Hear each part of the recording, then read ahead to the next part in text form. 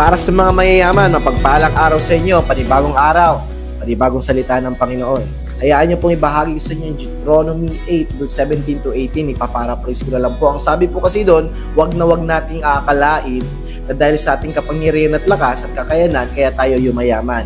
Sapagkat ang Diyos po ang nagbibigay sa atin ng kakayanan para tayo ay yumaman. At ginagawa ng Diyos ito upang tuparin ang pangako niya sa ating mga ninuno. At hanggang ngayon sa araw na to, ganun po katapat ang Diyos sa kanyang salita. At ang naririnig mo ngayon ay ang kanyang salita.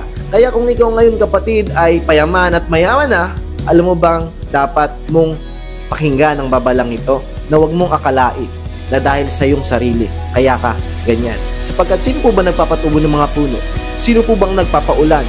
Alam niyo po ba na sa isang idlap kayang bawiin ng Diyos ang lahat ng meron tayo? Kaya dapat tayo magpasalamat sa Kanya at alalahanin natin na sa Kanya nagmumula ang lakas kada gising natin sa umaga. Where in fact, it's a miracle na nagising tayo. Kaya kapatid, tinuturuan tayo ngayon ng Panginoon na magkaroon ng pusong marunong magpasalamat sa Kanya.